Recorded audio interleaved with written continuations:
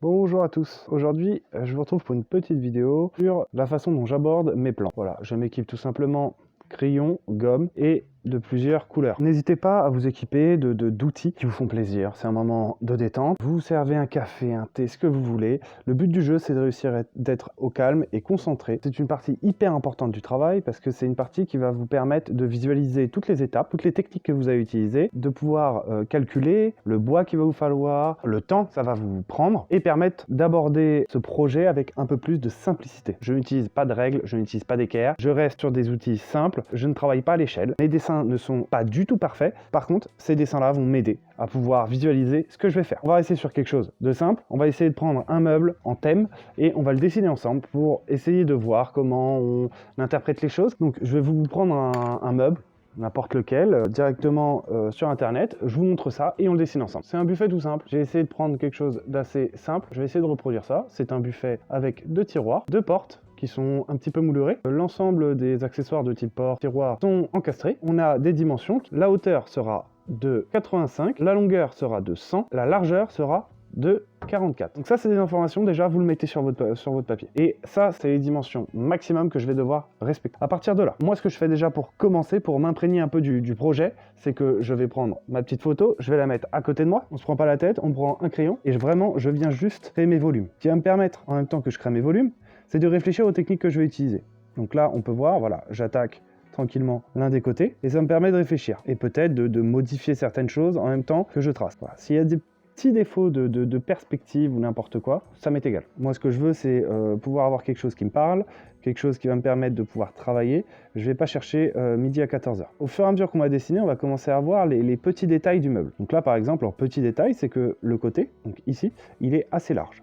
Donc on va avoir une largeur assez grande. Donc là déjà je vais avoir une certaine technique qui va venir utiliser ça. Donc là après je vais commencer à voir que en fin de compte la tranche du côté et le barreau du haut font la même épaisseur. Je viens essayer de reproduire ça. Ça c'est les informations que je garde avec moi, que je garde en tête. Je fais déjà mes premières formes, tout simplement. Rien de compliqué, vraiment vous cherchez pas, vous faites vos premières formes.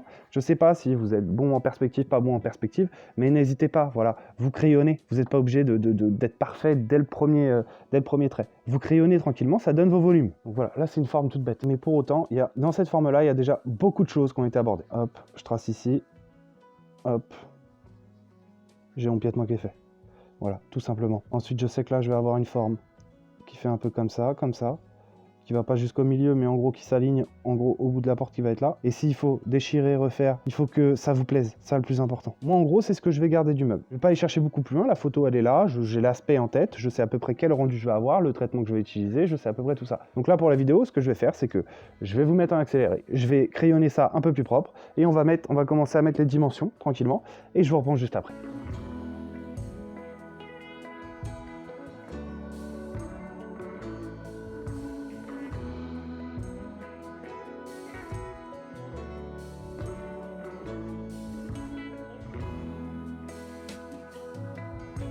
Donc voilà, comme vous pouvez voir, j'ai dessiné mon petit buffet. Donc vous pouvez rajouter, bien sûr, là, je viens de rajouter, tac, tac, tac, le sens du veinage que vous voulez. Voilà, sur le plateau, pareil, je le rajoute. Par rapport à tout ça, moi, ce que je vous conseille de faire, c'est de choisir une couleur. Le mieux, c'est de choisir une couleur qui définit que vous allez faire avec. Donc par exemple, si je choisis du rouge pour mettre les cotes, on fait toutes les cotes en rouge. Le top du top, c'est que dans tous vos projets, vous ferez en rouge. Comme ça, en fin de compte, votre œil va être habitué à regarder le rouge en se disant c'est une cote. Ça vous évitera peut-être de rater des informations. On va commencer à mettre les dimensions. On va avoir une longueur de 100. Donc moi, je suis quelqu'un qui travaille au centimètre. Je ne travaille pas au millimètre. Chacun son unité de mesure. Travaillez comme vous le voulez. Donc on a bien 100, 44 et 85. À partir de là, vous pouvez commencer à mettre des informations sur votre plan. Je sais déjà, mon piétement, qui va être constitué d'une planche, va faire 10 cm. Ça, je le sais parce que mes piétements sur des meubles de ce type-là, ils font 10 cm. C'est pareil, moi j'ai fait beaucoup de meubles, donc je sais déjà, il y a certaines choses que je sais déjà. Donc si vous ne le savez pas, essayez de prendre un mètre à côté de vous et regarder les dimensions, voir un petit peu ce que ça donne.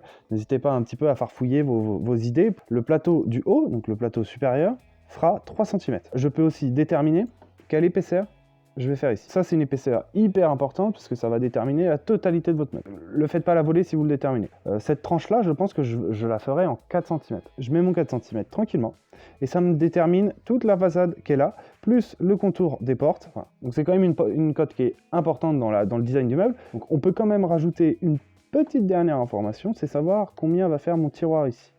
Donc à partir de là, moi je pense que vous reprenez votre photo et vous regardez les proportions de votre tiroir et vous venez déterminer la dimension qui va être ici. Donc tout simplement, moi je pense que ça va être, on va dire du 15. Sur un meuble comme ça, souvent ça fait bien. 15 ou 10. Vous allez me dire, ouais mais ça sert à rien, on a déjà une photo à côté, à quoi ça sert de faire un croquis comme ça? Comme je vous ai dit, ça me permet de visualiser la globalité du meuble avant de rentrer dans le détail. Je décale mon dessin.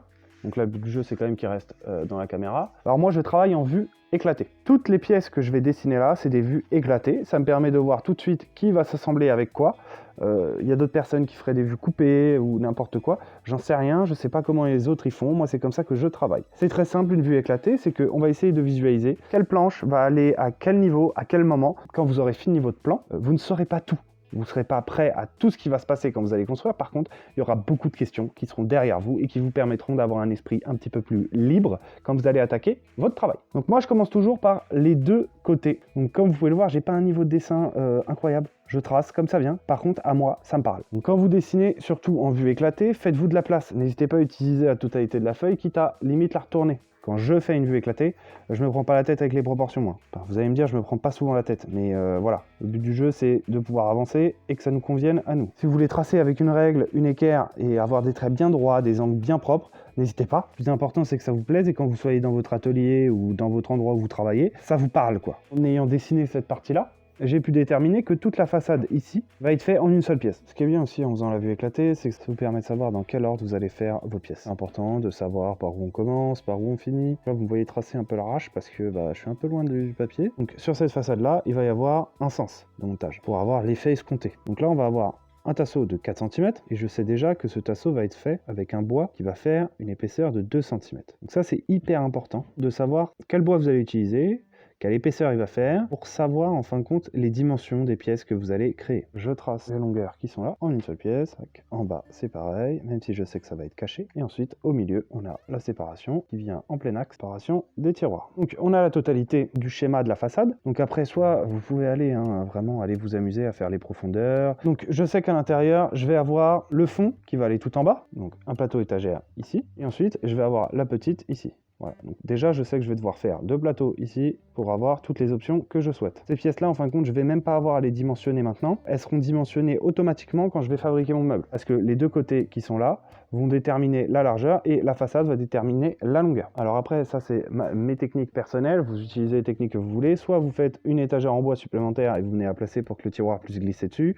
Soit vous venez faire, comme j'ai pu vous montrer sur certaines vidéos, directement une ossature. Donc moi, c'est ce que je vais faire, je pense, une ossature en tasseau qui va venir ici. Et ensuite, au-dessus, ici, donc je vais faire une pièce en tasseau.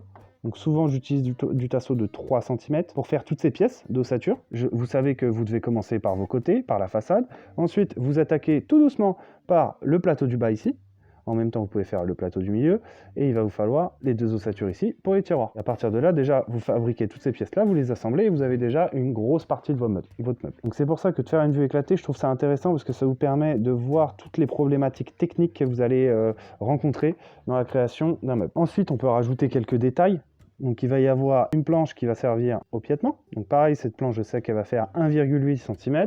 L'épaisseur d'une volige. Mes plans ne sont pas des choses fixes, je les modifie au fur et à mesure de la création de mon meuble. Si je change de technique pour une partie et que ça change les dimensions des autres pièces, je le change directement sur mon plan. Par exemple, si vous commencez un meuble le lundi et que vous finissez le vendredi parce que vous avez fait quelque chose entre les deux et que vous oubliez, que vous avez retiré 2 cm d'un côté, enfin, vous voyez la logique, il faut venir modifier son plan au fur et à mesure. Je trouve que c'est plus sécurisant. Par-dessus tout ça, ici, on a un plateau, donc le plateau supérieur qui va venir se mettre par-dessus tout à la fin. Et à partir de là, on va attaquer la partie la plus importante, c'est le dimensionnement. Ça, c'est une partie, il faut le faire vraiment à tête reposée. Si vous vous ratez dans vos dimensionnements, c'est quand vous allez être dans votre atelier et vous allez vous en rendre compte, ça va être trop tard. Moi, ce que je fais, c'est que je prends ma calculette à côté de moi, tout simplement. Donc déjà, je sais que le plateau du haut, c'est les dimensions de la longueur du meuble. Par rapport aux techniques que j'utilise, je sais que ici, donc sur tout le rebord de mon plateau, je vais avoir des baguettes de propreté.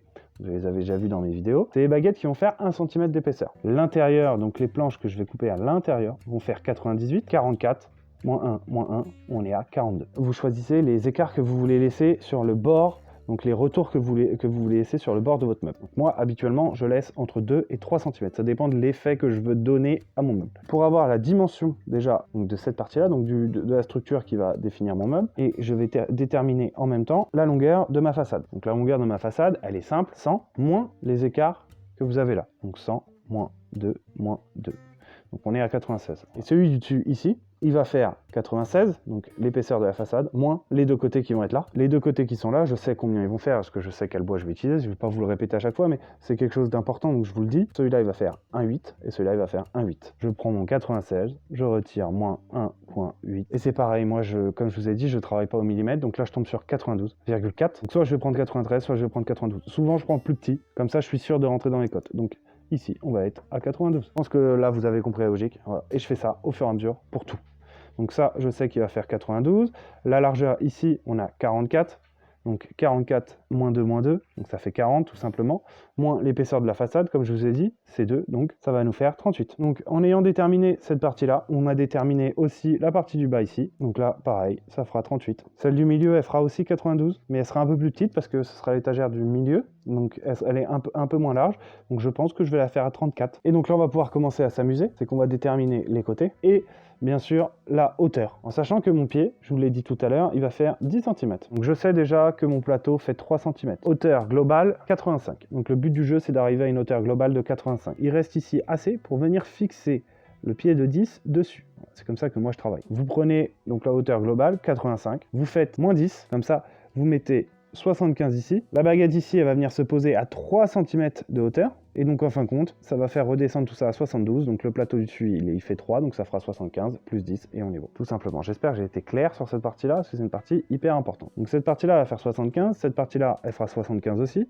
Parce que mon meuble, bien sûr, j'ai envie qu'il ressemble à quelque chose. Ce qui va être important de dimensionner, c'est les façades ici et les tiroirs. Donc on a dit que les tiroirs, on faisait une façade de 15. Mon tasseau ici, je vais venir le poser à 15. Le tasseau du milieu, c'est tout simple, hein. Vous faites 96, moins 4, moins 4, moins 4. Donc quand je dis moins 4, moins 4, moins 4, c'est ici, ici et ici. Et en fin de compte, il va vous rester que l'espace du milieu. Voilà. Cet espace du milieu, il fait 84. Vous le divisez par 2 et vous avez la largeur de vos portes. Donc moi, je travaille jamais d'anthrax à anthrax parce que j'ai pas la précision pour travailler d'anthrax à anthrax. Moi, je travaille directement en espace vide. Voilà, je sais qu'ici ça va faire 42. Je vérifie quand même quand je fais ma pause, hein. Comme je vous ai dit, le plan c'est pas parfait, c'est pas nickel, c'est de la théorie. Et comme vous savez, entre la théorie et la pratique, il y a une certaine différence. Pour conclure cette petite vidéo assez simple, voilà, comme je vous ai dit, c'est des plans qui sont individuels, c'est des techniques que j'utilise personnellement. Je vous conseille pas de faire comme moi, je vous explique comment je fais. Comme je vous ai toujours dit, il faut pas trop se prendre la tête, le but du jeu c'est d'avancer, même si votre plan il n'est pas parfait. Le fait de commencer et de faire, ça va vous faire comprendre des choses, ça va vous faire avancer dans votre truc. Et donc le but du jeu, c'est de réussir à arriver à quelque chose de propre, avec vos propres techniques. N'hésitez pas à bien réfléchir, à crayonner, à déchirer, voilà. Le but du jeu, c'est d'avancer et le fait de tomber, c'est normal. Le fait de se rater, c'est normal. Donc j'espère que j'ai été bien clair dans tout ce que j'ai pu dire, dans tout ce que j'ai pu vous montrer. C'est quelque chose de compliqué, je pense que peut-être je referai une vidéo un peu plus complète sur ce sujet, avec peut-être des projets que je réaliserai vraiment, parce que ça je ne le réaliserai pas, je vous le dis tout de suite, hein. Dans le futur, je ferai sûrement une vidéo où on dessinera et on fabriquera ensemble, en espérant que ça vous plaise. Bien sûr, n'hésitez pas à vous abonner si vous aimez ce que je fais, ou si vous aimez les projets bois ou n'importe quoi. On fait une vidéo par semaine et on essaye d'avancer ensemble tranquillement sur des projets assez intéressants. Bon allez, je vous laisse, je vous dis à la semaine prochaine et puis bon projet à tous.